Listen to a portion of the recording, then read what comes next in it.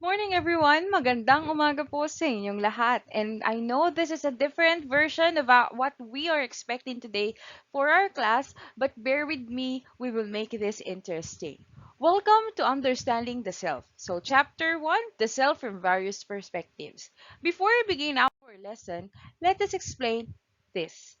This is how we do it here. Since this is a synchronous class and you have lots and lots and lots of members who said that you cannot attend the class, let's try this one.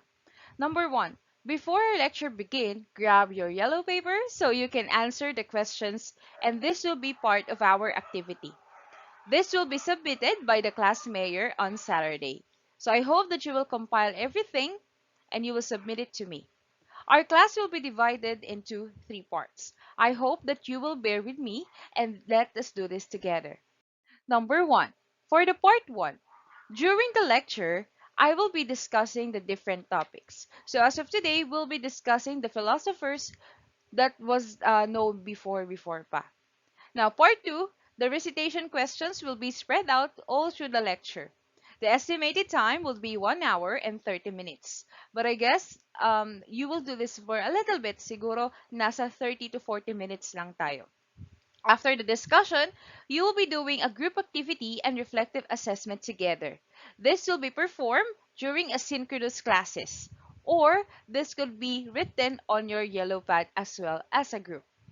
At the last hour of our time, the class monitor will check the attendance. So if you don't have a class monitor, your secretary could do the job for the meantime. Let us begin with our discussion. For your first question, I want you to ask yourself, who am I? Have you experienced being asked to write an autobiography that addressed the difficult question of who am I? If yes, write it down on your yellow pad. Now, it attempts to answer this question, vary greatly depending on the person's age, beliefs, values, feelings, life and circumstances, and culture. Some people find it easy to answer this question, but some people do not. When we were asked, who am I? Some of you may write, I'm a student. I am a criminology student. But some people will take time. Sino nga ba ako? Who am I? I am a lonely person. Some of you will say, I am a person who loves certain things. Yun ang pwede nilang sabihin. So, we do answer this differently depending on our mood, depending on what we have experienced, and depending who is talking or who is asking these questions. On your yellow pad, I want you to write the words that best describe you, and you can add additional words. For example, you feel that I am quiet. You could write it down on your yellow pad. You can also say that you are creative. You can write it down on the yellow pad. You can write additional words such as you think I'm sexy, I am macho, I am good in heart. You could write it down, the things that best describes you. Don't forget to write your name on your yellow pad as well as your section. To begin with, let us ask, what is philosophy? The word philosophy originates from two Greek words. Philos means beloved and Sophia means wisdom. So definitely, the meaning of philosophy is love of wisdom. There are many people who love philosophy so much because, well, sabi nga, lamang ang may alam. Philosophy is a way of thinking about anything in the world, the universe. Philosophy works by asking very basic questions about the nature of human thought, universe, and the connections between them. It's not just thinking, but it's actually reflecting. There are many things that we need to understand in the world. And some people, especially those philosophers, they feel that they need to do these things. Next. The first philosopher that we're about to say today is Socrates. I know you're familiar with Socrates. According to him, the soul is immortal. The unexamined life is not worth living. This is from Socrates. Now, let's deal with Socrates. Socrates was believed to be the first thinker to focus on the full power of reason on the human self, our existence in the universe, who we are, who we should be, and whom we will become. For Socrates, the self exists in two parts, the physical body and the soul. The physical body is a tangible aspect to us. As we said, physical, nahahawakan natin sila. That's why it is tangible. It is mortal, and it dies. Constantly changing. Some of us are being chubby, lalo na nung nag-COVID-19, maraming nag-gain weight sa atin. And meron din naman na pumayat. So it's actually changing.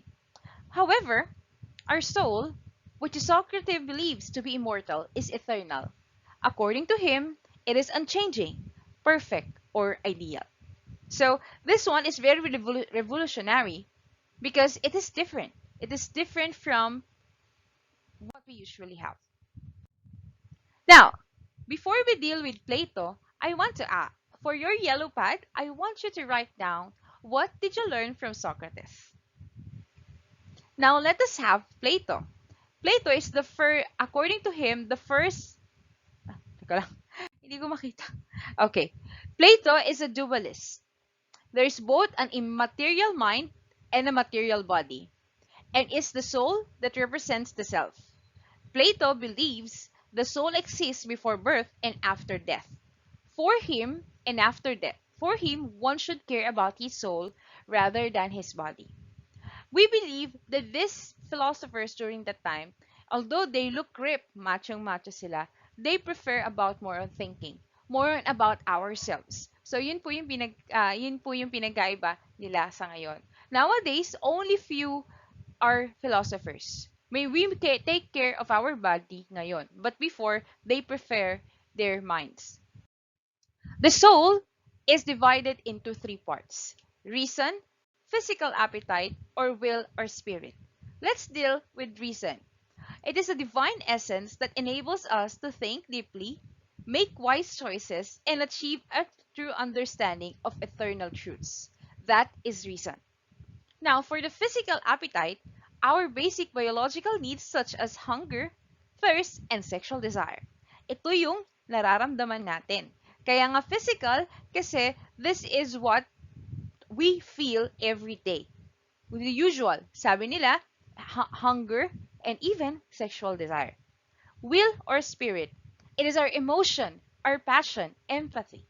So again, the soul is divided into three parts. Reason, it is where you think, choices. Physical appetite, our basic biological needs. And last one is the will or spirit. It is our emotion. Now, there are also elements of ourself in dynamic relationship with one another. Sometimes they work in concert. Sometimes they conflict. The things that we think, this is the problem. For example, you know that cheating is not good. But, so that is your reasoning. However, your body thinks that you like it because of your physical appetite, your sexual desires is there. So sometimes it doesn't sync. But there are times that they sync and they are like in concert.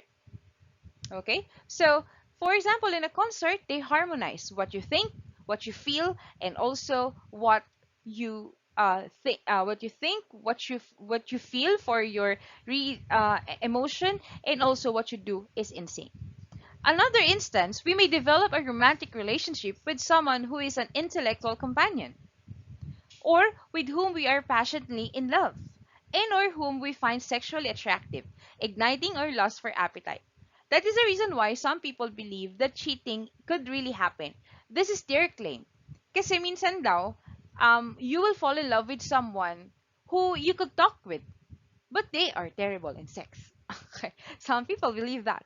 And you will fall in love with this person because she's good at sex, she's good in bed.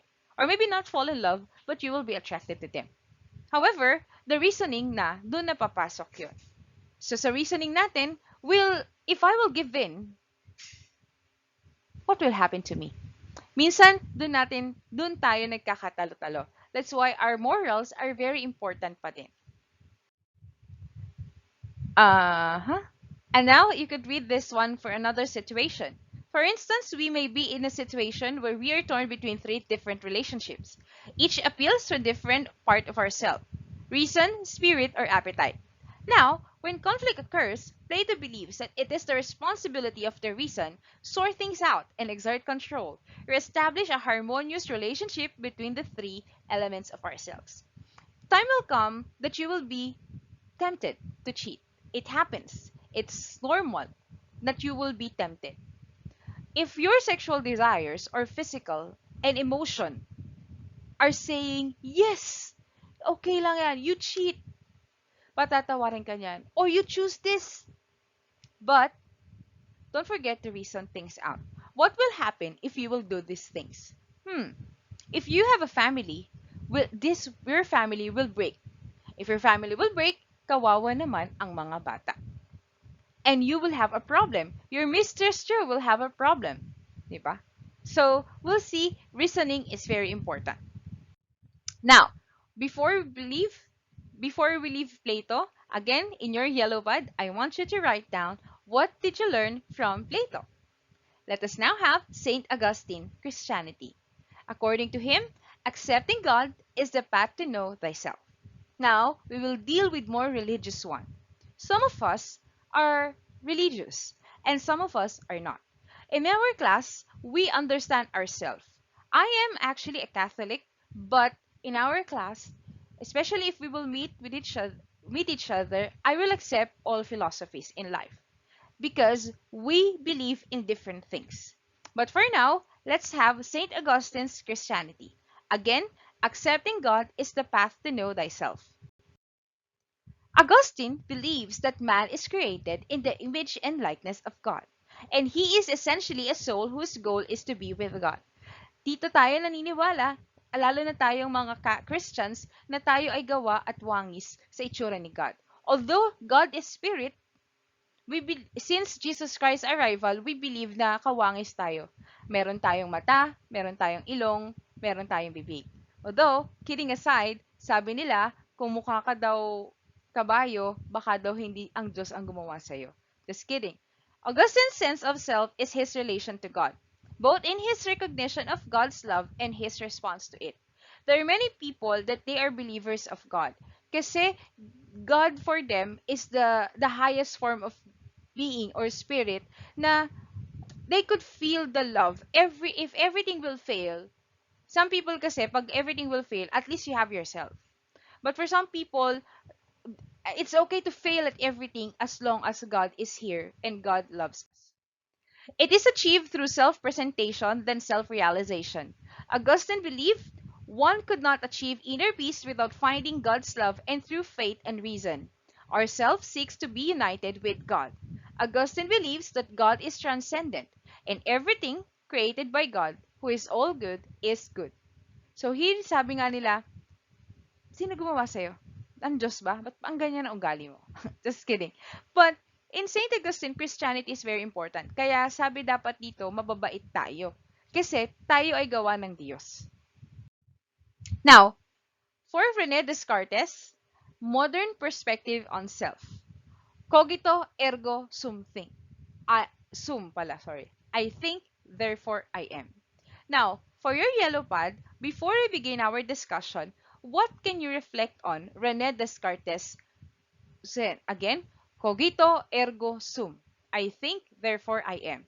I hope that you will do this so any ideas will be fine. René Descartes is the founder of modern philosophy. So, tapos na tayo sa mga olden times. Descartes' principle cogito ergo sum is the keystone of his concept of self. For Descartes, this is the essence of self. You are thinking thing.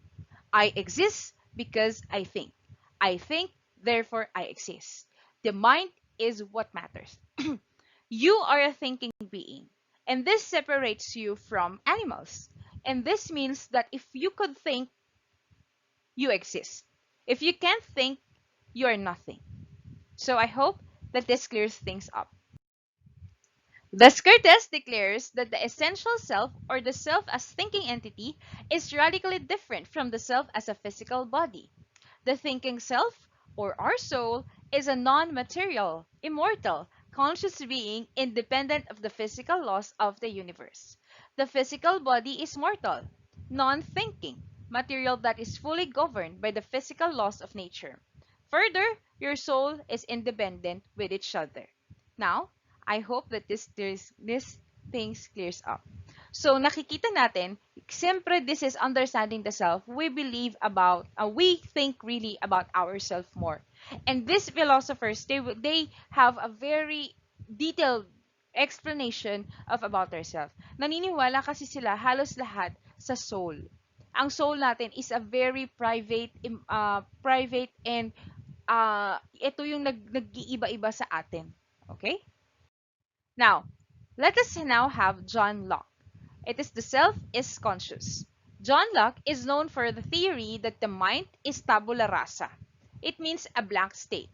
Ibig sabihin daw nito, we begin in an empty, ang utak daw natin is empty vessel. Tapos pumapasok, pasok, pasok, pasok ang mga ideas. Locke believed that we are born without thoughts, or our mind was empty and the knowledge is determined only by experience.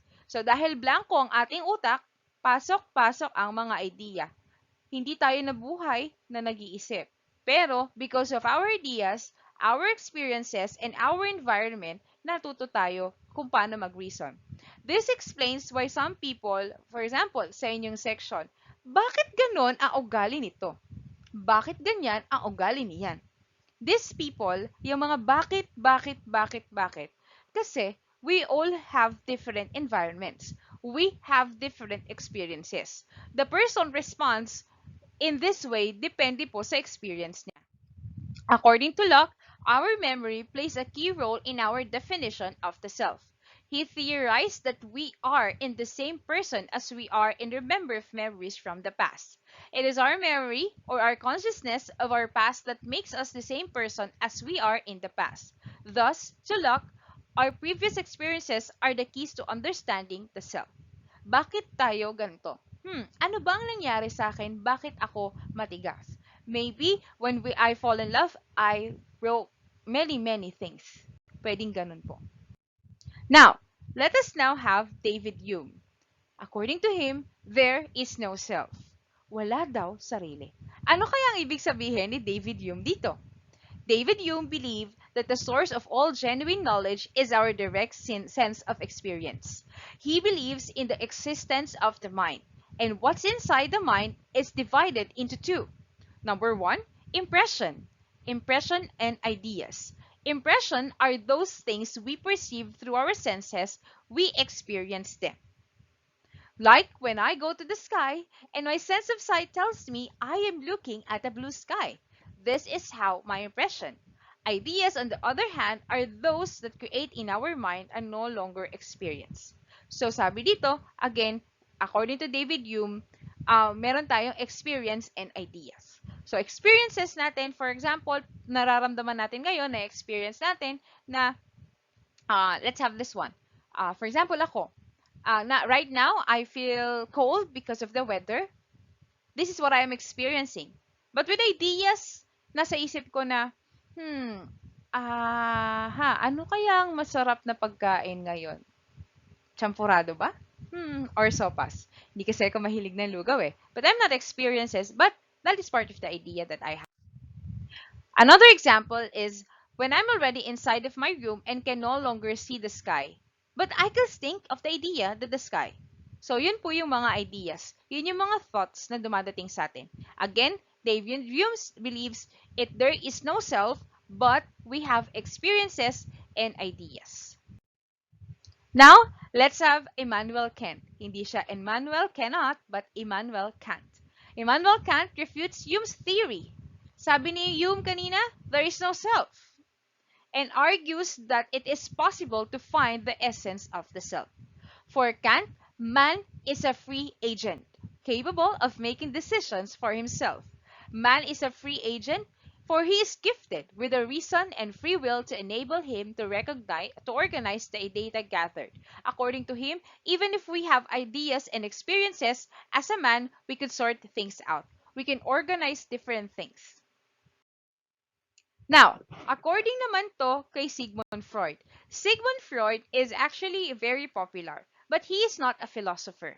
According to him, there are two selves. one conscious and one unconscious. Ano kaya ang ibig sabihin ni Sigmund Freud dito? Sigmund Freud is not a philosopher, as I have said, but his views on the nature of the self have had reaching impact on philosophical things. His great influence in the fields of psychology and psychoanalysis, the theory he founded. Now, he believes that there are two levels of human functioning, conscious and unconscious. In his psychoanalytic theory, the conscious refers to all mental processes of which we are aware. The unconscious refers to mental processes that are not easily accessible to our awareness. Freud believes that even the conscious self plays an important role in our lives. It is the unconscious self that the dominant influence on our personalities. For instance, like this one. Let's take this way. During your first, we have the conscious self. This is what we know and what we think other people know. Alam natin na ganito yung ugali natin. And he said that it plays a very important role in our lives. For example, pakikisama. This is your first time being with each other as a student. So, criminology students. Now, sa'yo, naniniwala kayo na okay, so gagawin ko lahat. Hindi naman sa magustuhan, pero I will set my best foot forward. This is what I will do para hindi ako nakakahiya sa kagrupo ko. I will do this, I will do this, I will do this. So, ito yung pinaghahandaan mo. Ito yung kontrolado mo yung sarili mo. Kaya siya ay conscious. Now, when we say unconscious, ito yung ito yung mga thoughts na nasa isip mo na bigla mo na lang naiisip. For example, your teacher, like me, gave you an activity, bad trip. Ayaw mo naman kasi inside your head, you want to learn. But additional activity, nakainis. May mga ganon. Sometimes naman, meron tayong mga hindi sinasabi sa mga kaklase natin. For example, we don't like what they're doing, but we cannot say it. Or hindi natin makontrol, pero it's either malas lang natin kapag nasabi natin yon. For example, sa sobrang galit natin. Ano kayong pinaguhugutan ng taong to? Ikaw din minsan magugulat ka, bakit nga ba ako nagalit ng bongga? Hindi ko nga din alam eh. Siguro napuno na ako. So, yan. The things that we cannot control, bigla na lang siyang lumalabas. Unconscious contains the basic instinctual drives that include aggressiveness, sexuality, and self-destruction, traumatic memories, childhood fantasies, and unfulfilled wishes through feelings that would be considered socially taboo. My dear students, in our discussion, hindi mawawala ang usaping sex. Kasi sex is part of the lives of a man. Kasama siya. And especially for Sigmund Freud. Sigmund Freud is well known for the erogenous zone sa education. From erogenous zone sa mouth, during the oral stage, meron din siyang mga potty training. And he believes that part yon sa sexual. Usually kasi si Sigmund Freud ay kasama talaga doon. Now, sexual desire, sometimes we don't know bakit natin naiisip yun. Bakit tayo, pag nakita natin ang classmates natin, especially usually for the, even girls naman, so let us not stereotype. Girls and boys, sometimes when we saw our classmates, wow, shucks, ang pogi niya. Wow, shucks, ang ganda niya.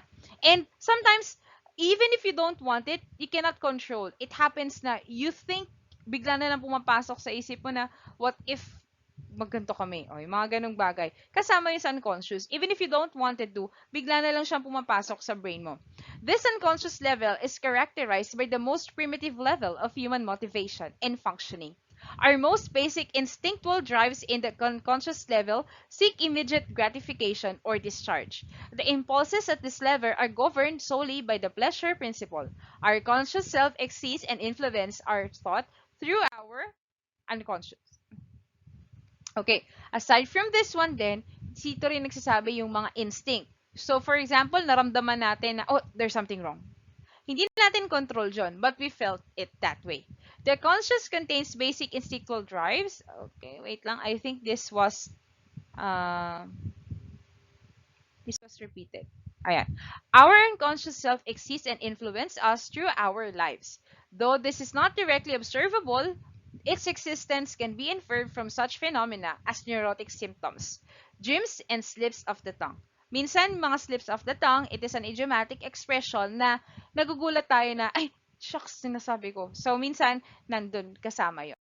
Now, on the other hand, Conscious self is governed by the reality principle. At this level of functioning, our behavior and our experience are organized in ways that are practical, rational, and appropriate to the social environment. Ito yung madalas nating pinapakita. Ito yung alam ng tao at alam nating alam ng tao about sa atin. Masungit man tayo, pwede dito yung responsible tayo because of our society, we want to be a responsible citizen. Kagaya yung choices ninyo, the way you handle your classmates, the way you talk with them, the way you answer with your teacher, yun yung mga conscious thoughts natin kasi pinag-iisipan natin yon. Basta lagay nyo tatandaan, pag ang mga bagay ay pinag-iisipan nyo bago nyo gawin, it is part of your conscious thought. But ito yung mga bagay naman na nagulat ka na lang nagawa mo or nagulat ka na lang naisip mo siya, that is part of your unconscious thought. Now, okay? Ah, let us now have Gilbert Ryle. Kasi more on about self-conscious and unconscious thought lang naman yung mga sumusunod. Let us now have Gilbert Ryle. The self is how you behave. Now, what is the meaning of this one? Gilbert Ryle focused on observable behavior is defining the self. No more inner selves. Wala na yan. Di ba kanina, may mga inner selves ang mga philosophers. But for him, wala nang ganon. No more inner selves, immortal soul, states of consciousness, or unconscious self. According to him, the self is defined in terms of the behavior that is represented to the world. From Ryle's point of view, the self is best understood as a pattern of behavior, a person's tendency or disposition to behave in certain way in certain circumstances. In short, the self is defined the observable behaviors we protect the world around us. So according to him, wala nang mga ganyan self-self sa inner-inner. But the self really is what is observable sa atin. For example, meron kang kaklase na sila yung very conscious sila. For example, ito yung pinapakita niya. Yun na yun. And why is it a pattern? Because you could predict. For example, okay, so I'll give a story about my mother. I know what she wants, even if she doesn't tell me. I was trained by her na to understand her, which is very hard to some people. Pero 'di ba minsan sa family natin, alam na natin, we could predict already what will happen.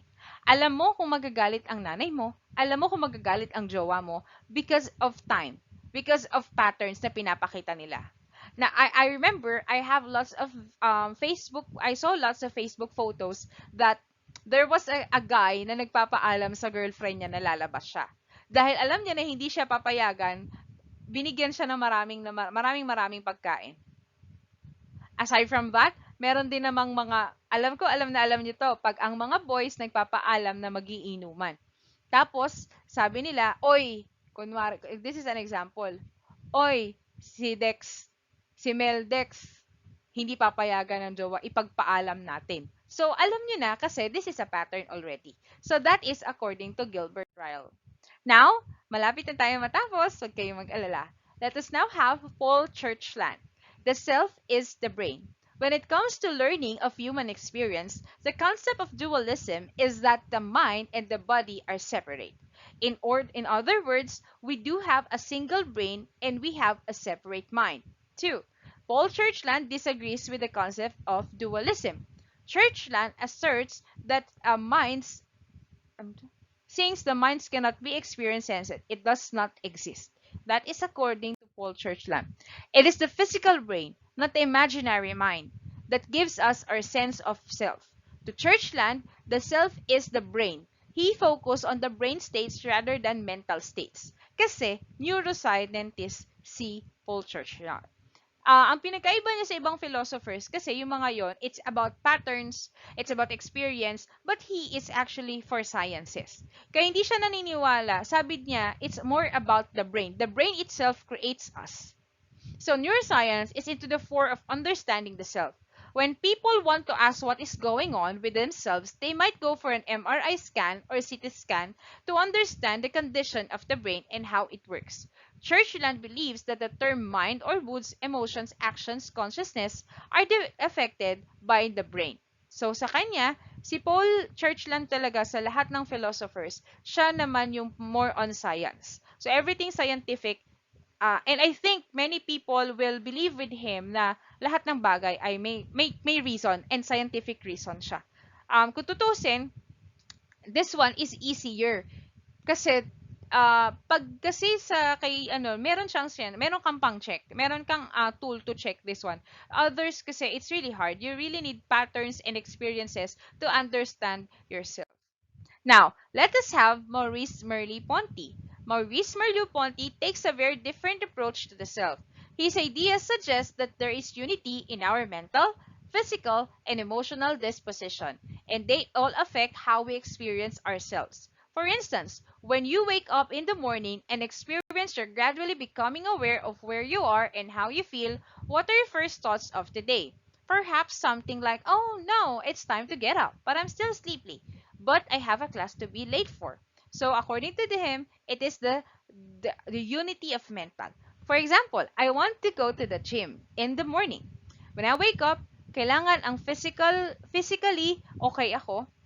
So nabugising na ako. But my mental state says, I want 30 minutes more. Gusto ko pang matulog. So doon nagtatalo-talo. Kaya according to him, the self is a combination of all. Note that at no point do you doubt that I, you refer to it as a single integrated entity, but a blending of mental, physical, and emotional structure around the core identity, yourself. So pag sinabi mong I, it is a blended of these things. Our self is product of our conscious human experience. The definition of self is all about one's perception of one's experience and the interpretation of those experiences. To Merleau-Ponty, the self is embodied subjectively. He entirely rejected the idea of mind and body dichotomy because for him, man is about how he sees himself. Now, on your yellow pad, you will have a small activity. Match the philosopher to the correct perspective of the self. You may screenshot this for a while. Next, this is your first 1 to 5. Number 1, there is no self. The self is the brain. The self is behavior. The self is your unconscious. The self is thinking being separate from the body. Number 6 to 10. This would be the last one. Your sense of self is your relationship with God. Number 7. The self is your conscious awareness and memory of previous experiences. Number 8. The self is all about how you see yourself and your experiences. Number 9. The soul is divided into reason, spirit, and appetite. And last, the self is very much represented by constructing your idea of who you true experiences. That's it. And of course, the groupings. This will be submitted on Saturday. You can choose your group. Minimum is 3 and maximum of group members is 6. Choose 3 philosophers about self. Then write your thoughts about them. This is a collaborative thoughts. Each member must have a contribution. Write it on a separate sheet. Now, to distribute this, the class mayor or the representative, ilalagay niya lahat ng yellow paper. For example, I will be part of group 1. Lahat ng individual na, na, na yellow paper ay naka-stapler. Kasama doon, they will be forming a group. Nasa group sila. So, ang ibigay sa akin ay mga naka-stapler na yellow paper. I think konti lang naman ang naging recitation natin for today. So, half ng yellow pad, pwede na. So, yun lamang po. I hope to see you next time.